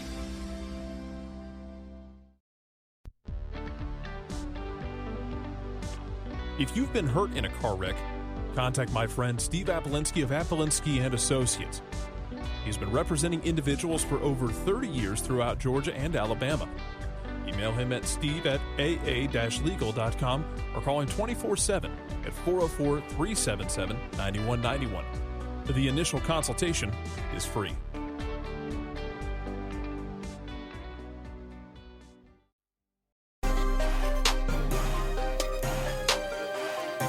Welcome back. Soccer Down here, December 19th edition. Thursday thoughts. We're taking your Thursday thoughts on Twitter at Soccer Down here. We've got some Thursday thoughts to get to. If you have any Soccer Santa gifts you would like to give to the soccer universe, you can still send those in on Twitter as well at Soccer Down here and let us know. What do we have on the timeline we need to get to, John? Patrick Sullivan says that question, what presents would you give to people in the soccer world this year? His answer is chill pills. Yes, please, because everybody, it's okay to not be angry about everything in American soccer. Are there things to be angry about? Yep, and yep. But there are also really good things too. And you can talk about them and be happy or be optimistic. Don't think that the default mood for American soccer has to be negative or angry or questioning or skeptical or whatever other word you want to put in there that is not actually looking at the reality of stuff. American soccer in the last decade has grown to a point that I didn't know if I would ever see. That's pretty cool. That's pretty cool that there are people who want to listen to American soccer talk on a daily basis, because that wasn't the case 10 years ago. It's very cool that the league is grown to a point where 3 teams in the last week looks like, if Zelarayan gets done today or tomorrow, are going to break their transfer record that they have ever spent as a whole in their club's history in Major League Soccer. This is a good thing. It's a good thing that you have teams now developing in parts of the country that haven't had them, like Charlotte, Miami back in the league, Cincinnati, St. Louis, Sacramento, all these different cities, Austin, Texas. All these different things, and it's okay that people are excited about it and even talking trash about it. It's okay about these things. It's not always manufactured. It's not always plastic. That's my soccer Santa that I would like to give to the American soccer community, is the removal of the word plastic from the vocabulary. No plastics. No. Just stop using the word, because I would like to use the Princess Bride gif about, you keep using this word and I don't think you know what this word means. That one. And also, it's such a stupid thing to say, because it's basically telling people that if you put any money into something or you're new, that you don't count. And that's nonsense, because American soccer's new at this level, at this point. It's new. Would you rather not have the resources that are put into it? Would you rather go back to 1993, 1994, when there was talk about what the American League at a top-flight level was going to look like, because it was a big part of having the 94 World Cup? And would you rather go back to the other 2 options that were not chosen? One was the A-League, the American Professional Soccer League, that had 6 teams in 1995. And one of them, well, actually, they were supposed to have 7, because one of them went out of business after the tickets were printed. That's good. And the other one, in Atlanta, by the way, the owner bailed out and couldn't pay couldn't put the money down for the letter of credit, the performance bond, in January, and the season started in May, and you had to go scramble and find another owner and sign guys to new contracts and all of that. Do you want that league in charge? Or do you want the one that wanted to reimagine the game and have the game played in zones? Not even normal soccer. It was like zones. You couldn't leave your zone. League One America. Go read about it, because it's insane. You talk about a fever dream. Those were the other 2 options. If all this stuff about being authentic and legitimate and not being plastic, well, then the game would have changed. It would have already emerged that way if it would have worked that way. It hasn't. You're at a point now that American soccer has never seen. And yeah, it's new. And yeah, there's a lot of money being spent. And these are good things. And get rid of the word plastic, because it's not an insult to actually have David Tepper want to put this kind of money down to build a team in Charlotte because he sees it as an investment. It's not an insult to have Atlanta United in 3 years be one of the most transformational clubs in American soccer history. Those things are not bad. Please eliminate the word plastic from the American soccer lexicon. Soccer Santa has spoken. Thomas Gwynn says he's really excited to have 3 Southern teams in MLS who can have a nice regional cup competition. Oh, wait, Nashville's in the West? What are you doing, MLS? Nashville's got to act like they want to be part of a regional cup competition, first off, because I'm not hearing any of this from Nashville. I haven't seen anything about it from Nashville, even before they were put in the Western Conference. I don't know. I mean, if it's just an Atlanta-Charlotte thing, it's an Atlanta-Charlotte thing. If it's an Atlanta-Charlotte thing and an Atlanta-Nashville thing and they're two different things, that's fine too. I mean, that stuff will happen. I don't know how it'll happen, but yeah, the first couple of seasons, if Nashville's in the West, it probably won't happen in that way. And that's okay. That's fine. If you have multiple rivalries that are just between two teams, that's fine too. But don't manufacture anything. Just saying. Don't be plastic. Daniel Price, going back to our discussion from hour number 1, and LGP, says, I don't know if they'll have enough money to take him away from Atlanta. He's a pivotal member of the backline. With how they denied Barco with us going into a CONCACAF Champions League, you assume it would be a much larger amount than they would be willing to spend. Maybe not. I mean, I think it's two different conversations when you talk about Barco not going to a youth national team for a qualifying tournament and selling a player. I don't know if they're necessarily related. I think the only thing you can take out of it is that the CONCACAF run will be taken very seriously.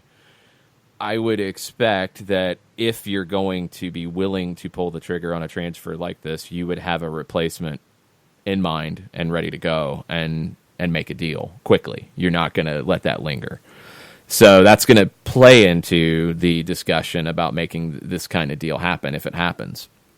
Price tag's another, and I think it's really hard to put a price tag on it right now.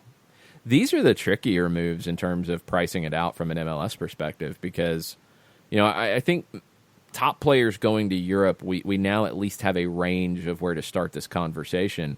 A player like this, who Transfermarkt has valued at like $3 million, you know, what would this move look like going from MLS to Mexico? We've seen, you know, Pulido, we've seen Cavallini, Zelarayan. We're seeing those in that 6, 7, 8, maybe up to 10, as some have said about Pulido.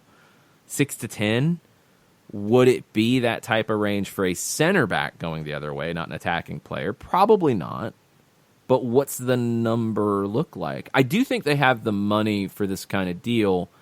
What I don't think Xolos has is the money to get all of the players on their list in this type of range. And what's their priority? I don't know the team well enough yet to say, like, they're going to go after center back first, and this is who they want to get, instead of going after a forward or a number 10. That's the part I don't know them inside and out just yet.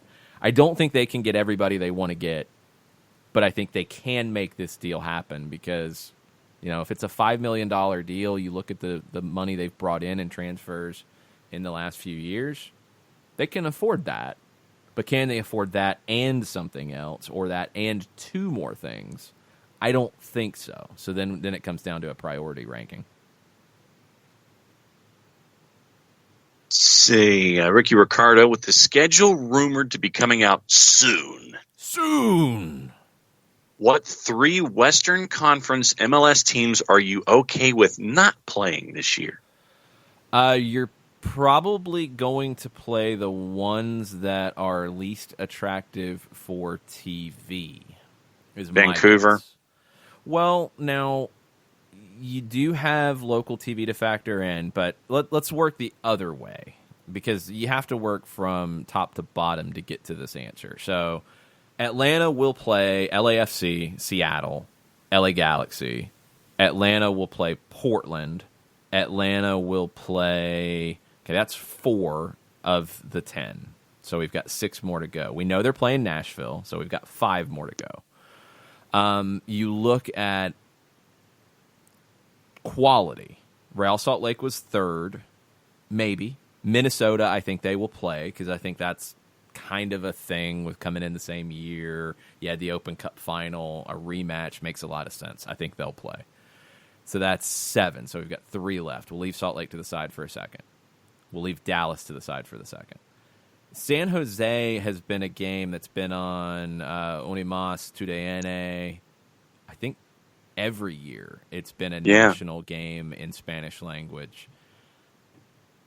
I think San Jose is a team that's going to get some attention there because of Almeida, and it's a game that I could see Tudene requesting. So I'm going to put them on the list as one that we will see. So that leaves 2 more. Then you're down to Colorado, Houston, Kansas City, Vancouver, Dallas, and Salt Lake. And you got to pick 2 of those. Because I think Kansas City and Houston will be the more appealing ones. I think it's RSL, Dallas, and Vancouver that are left out. That's my prediction. Okay. Yeah, I mean, and Vancouver is going to want, or TSN specifically, is going to want teams involved in Vancouver where it's going to be attractive for them in a TV marketing sense. But Atlanta so would be that. So now that's actually a really good point because TSN could be lobbying hard for that game because then they would get that game for TSN. And that changes the dynamic because in the United States, that's not a big game. But in Canada, with their national TV partner in TSN, that's a big game. That's actually a really good point. That could make Vancouver, Atlanta happen and take like a Houston out of the conversation. Because, I mean, that was the first thing that popped into my head was anything attached to a Canadian team in MLS, one way or the other, east to west, west to east, is that when you have a television partner like TSN, they're going to want to try to have as many attractive matchups that are crossovers as humanly possible. Yeah, I agree. That's a good point. That could swing it, and that could leave like Colorado, Houston. I would say Colorado RSL. Yeah. Okay. Will Palmer, who is apparently listening as he's driving back from Detroit. It's a long drive, Will. We're only on 2 hours. I hope you got other stuff to listen to. He says, if LGP goes, could we replace him internally or do we get somebody, and who would you like? I'd like Van Dyke, but Atlanta United may be too big of a club for him. I don't think they're going to pull that one off. No, you're going to have to go outside because the only other center backs on the roster right now are Miles Robinson, George Campbell, and maybe Jeff Florenowitz if you see him moving to center back permanently.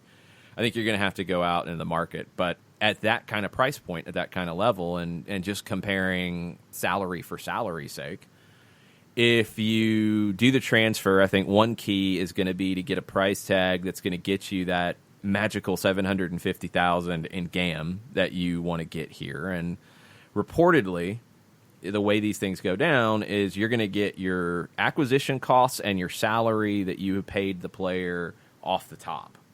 So you're going to get those things back off the top of the transfer fee before MLS gets their chunk and before you can convert money into GAM. He's not a designated player, so you're not going to be able to go out and sign a designated player, but you can sign a player roughly in that ballpark of making, I don't have the salaries in front of me, but in that $600,000 to $800,000 range. You're going to have a lot of options.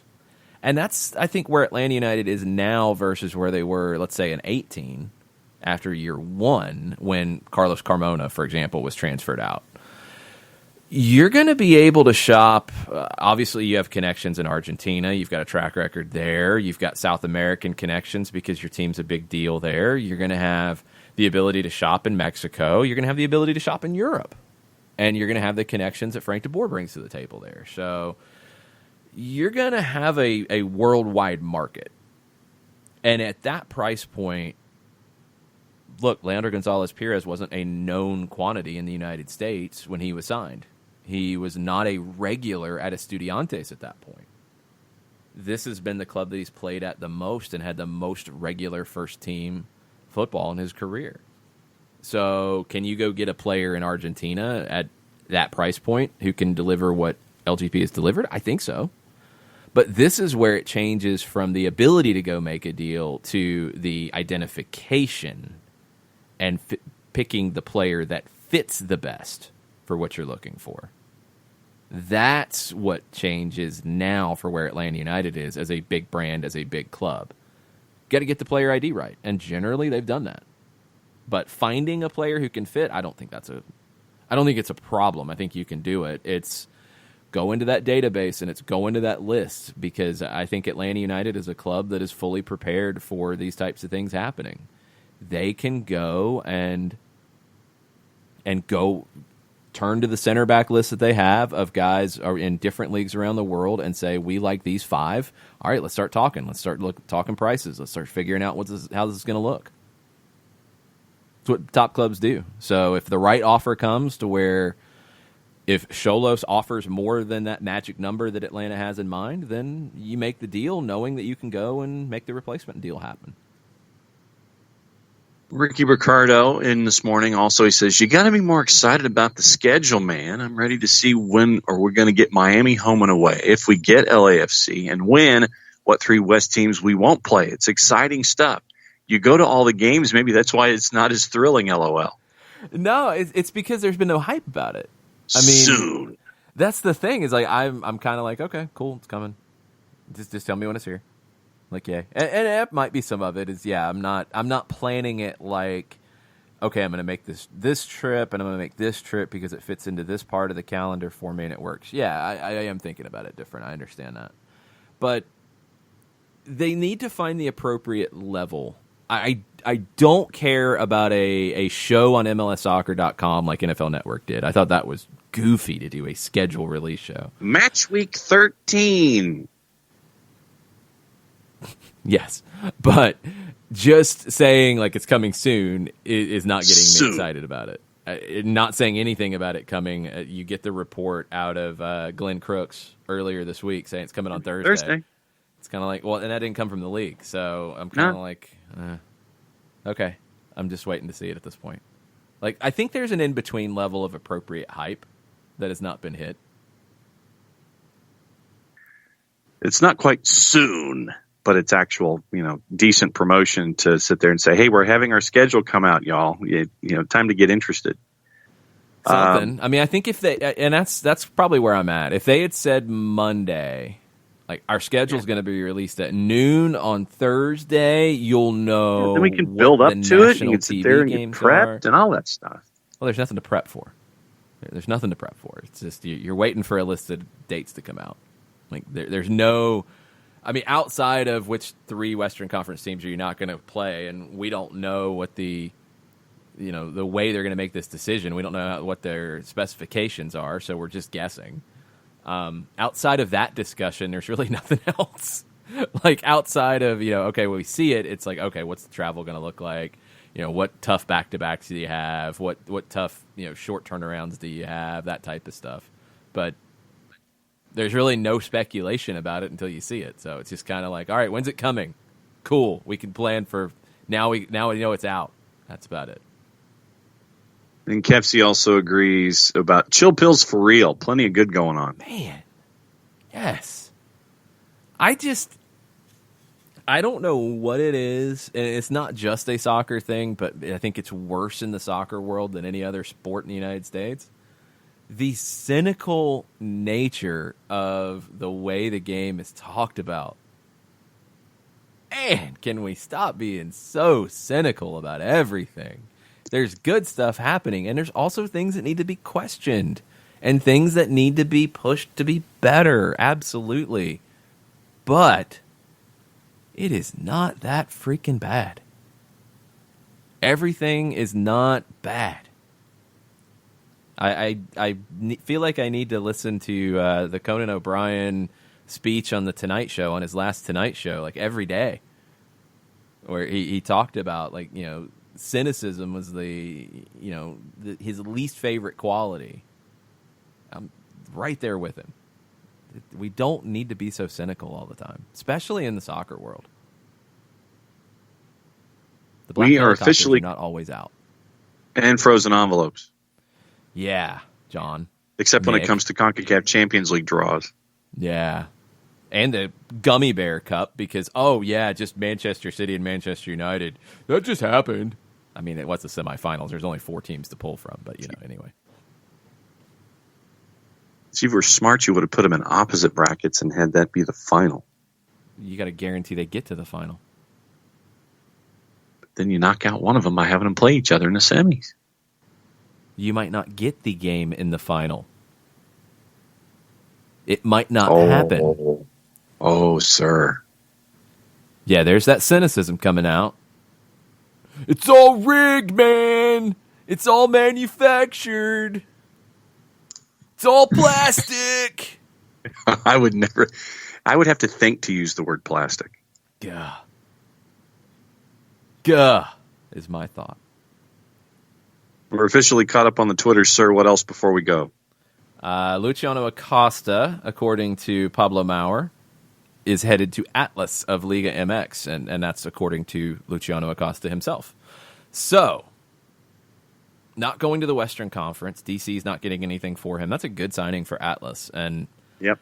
Pablo just tweeted, and this is an interesting discussion at this point. He said, interesting to see so many of you looking at this move as a step down. I can't wrap my head around that. Dude is going to a higher quality league for more money and playing for a side that's consistently valued youth and one where he'll likely supplant a much older player. I don't think the last part's accurate either. I don't think it's a step down. I think it's a step sideways. I don't think Liga MX across the board is a higher quality league than MLS at this point. I don't. Why would these moves that we've seen this week happen? Why would Zelarayan leave Tigres and come to Columbus? Why would Cavallini leave Puebla and go to Vancouver?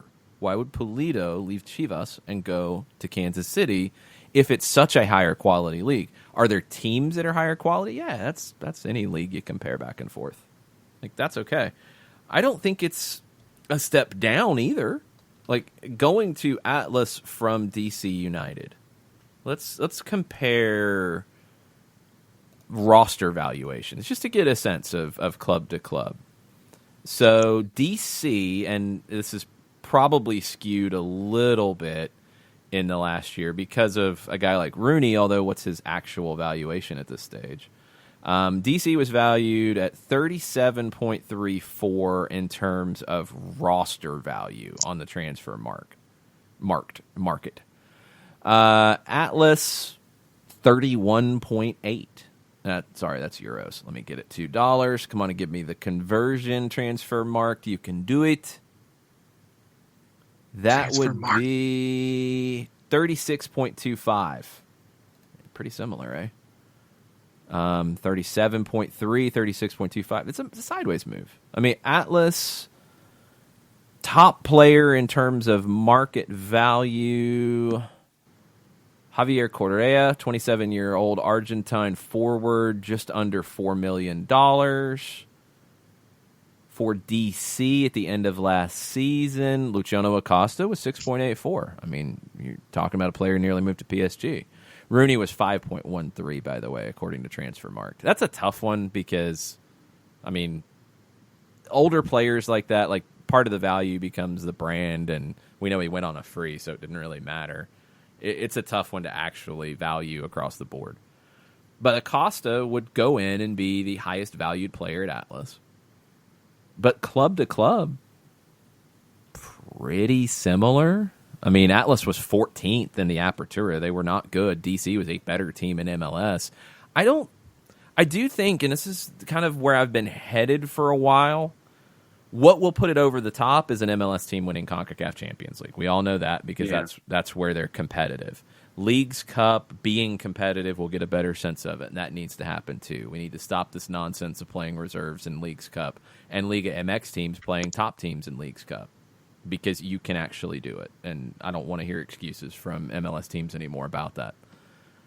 You got to win things. That's where the conversation changes. But when you're talking overall level and you're talking which league is better, I don't think it's as big of a difference anymore. I really, truly don't. You know, you look at the top teams, Monterrey, and they had a great performance against Liverpool yesterday, took it absolutely to the wire, unable to get past Liverpool. Goal and stoppage time knocks them out. And they've sent a lot of their top guys already back to Mexico to prepare for the Liga MX final with Club America, which starts on the 26th. So Monterrey's total market value of their roster is $95.87 million. Over the $50 million mark in Liga MX, you've got 7 clubs. Monterrey, Tigres, both over 80. Cruz Azul, Club America, over 70. Santos Laguna, Pachuca, Club Leon, between 55 and 50. So 7 clubs over 50. You look at MLS, you've got 2. Where MLS is better than Mexico is in that next group and towards the bottom. I think the bottom of MLS is better than the bottom of Mexico. You don't have the instability, and I think the middle is probably a little bit better too. I think Mexico's a little top-heavy. But league to league, it's pretty similar at this point. It really is. So I think people saying that Luciano Acosta moving to Atlas is a step down, I disagree. People saying that it's a step up, I disagree. I think it's a sideways step, and it's a good fit for him where he's probably going to get paid well. And he's in a good club and a good league. It's a good move. He's out of contract. It's a good move. Ricky's also asking this morning, is DC heading back to cellaring the East? I think that's a new word. No, I they shouldn't be. Man, they can't handle that. I don't think so. I just don't know what their strategy is. They're going to keep Ben Olsen, which I think is fine. I don't think Ben Olsen's a bad manager. I don't think it's on Ben Olsen. This past season, I put it on the people above Ben Olsen. Like the whole Rooney thing went sideways in a way you couldn't really expect. That's understandable. That happens, and you got to deal. The Acosta thing, if it's true that there was a deal done, it was on the table, and DC rejected it at the end, then that was incredibly stupid because they torpedoed their season. Because Acosta wasn't able to play at the level he did before, because I'm sure this was probably in his head, and then you lost him for nothing. You needed to take what you could get as the window was closing and make the deal happen. Everything would have been better for them if they had done that, because then they would have had money to go out and work with and go get another player from South America and bring them in, and they would have had a better season. Flat out. The Rooney stuff happens, it happens. You still would have had a better season. So I'm not putting that on Olsen. It's what they do now, because you've got to replace Acosta, you've got to replace Rooney, you've got to go get some buzz, and you've got to probably replace Lucas Rodriguez, although that might be replaced with Yamil Assad, because it looks like you're not going to pay the transfer fee to keep Lucas Rodriguez permanently. But you got to replace Rooney and Acosta. That's not easy. So it's what they do at the top level at this point. That's going to make that decision. But I don't think they're going back to the days where they were in the bottom of the East, because those days were when they were renting RFK for big money and they didn't have any money to work with and they didn't have a stadium and they were trying to build one and they knew they couldn't spend. Those days are gone. Now it's just spending effectively and running the club like a modern club is run. That's what they have to get to. We are officially caught up on the Twitters, sir, as we hit the top of the hour. Soon is still soon. Still have heard nothing from MLS about scheduling. MLS, you're killing me, man. Come soon. On. Soon. Soon. Something better than Soon's a relative term, apparently. So, well, maybe there will be a schedule before we do tomorrow's show. Yeah, maybe not. Soon. I don't know. It's coming maybe. soon. Possibly. Soon. Perhaps. Who knows? We'll talk about the schedule if it's out. Show your thoughts about the MLS schedule coming out soon in a GIF. Can I just go ahead and say the Judge Judy GIF with her like pointing at her imaginary watch? Yes. Okay. That's my reaction. I just want to know at this point. I want to create my my calendar on my phone. Yes, that's all. Exactly, because we have to blend in everything. Home dates were officially announced in USL League One. We've got stadia that are opening up in the league, and I guess we're road tripping to Chattanooga when that thing comes. Well, we don't know. We don't know what the schedule is yet. So they're looking at what, April 25th or something? Yes, April 25th. That has been announced. There's no something to it. It is. They are going to have their stadium built by April 25th. That's impressive. And the Red Wolves are hosting Richmond. Chattanooga FC has announced their pricing for their first professional season, saying 18 home games. I don't think we completely and utterly know what the NISA format's going to be for the spring or the fall, but they're saying 18 home games across the year. And it's $195. You get a jersey with it, which is a pretty sweet deal with the jersey included. You get discounts on different things. So, and they will be part of the U.S. Open Cup as a professional team in the NISA. I believe they would qualify for that. We are getting lots of teams that we expected are not going to participate in the Open Cup, who predominantly pull their players from the college ranks. Michigan Bucks have made that announcement. Others have joined them. Reading United has made that announcement. I wish that there had been a better way to do it. I wish, more importantly, the communication had been better about this process. But for the overall quality of the tournament, they made the right move. They did affect the NPSL and USL League 2 in a very negative way. They basically made it, for most teams that do the college season, and that's it. They don't do like a year-round schedule. They don't have a team that plays in local leagues. And all they do is the summer league season, that is relying on college players. The new format pretty much rules those teams out. It does. But for the overall quality of the tournament, I think they made the right decision. I don't know what they can do to change this in the future. I don't know what this means for League 2 and NPSL teams participating in the Open Cup in the future. I don't know if it's going to push some of these top teams to have a local team that plays in local leagues. If it does, that's a really good thing for the game. That's a really good development if it pushes that to happen. If it doesn't, then those teams are going to participate in the same way they have. I don't know if not being in the Open Cup dramatically changes what those teams are going to be in their League 2 and their NPSL seasons. I don't think it truly does. It takes away some of the buzz of potentially every few years getting a match with an MLS team or a USL Championship team. But that's it. And if you trade that off for the overall quality of the Open Cup and making the tournament as a whole better, I do think it's the right decision. I hate it for some of these teams that aren't able to participate and pull those upsets that they have in the past, but overall quality of the tournament, I think it's better with this move. We'll have a 1v1 coming up later today with Chris Ashley, who was at the after party for Charlotte MLS 2021, getting his conflictedness. We're getting that out in the open about who to root for, and he's not the only one. So we're going to get that 1v1 out later this afternoon about what happened in Charlotte. All right. Well, we tried to stall a little bit longer to see if soon meant 11:03, but it didn't. So we're done for the day. We'll be back tomorrow. We'll talk about the schedule because I think soon would mean today, but we'll find out. Maybe it's at noon. Maybe it's at 1 o'clock. Maybe it's 2 or 3 o'clock. Who knows? Be on the lookout soon at MLS. And we'll have that 1v1. Go check out the 1v1 with David Strickland of the Tri-Cities Otters from earlier this week. David was great. Like, really got into some detail about what it's like to operate a League 2 team and also build a long-term future in a community and build a soccer community and culture there in Eastern Tennessee. Very cool to talk to David for as long as we did, to get his insight on some different things coming up in the Otters soccer land. Just still one of my favorite brands in lower division soccer. I'm not going to lie. You're the fur baby. Yeah, I'm getting that shirt. It's going to happen.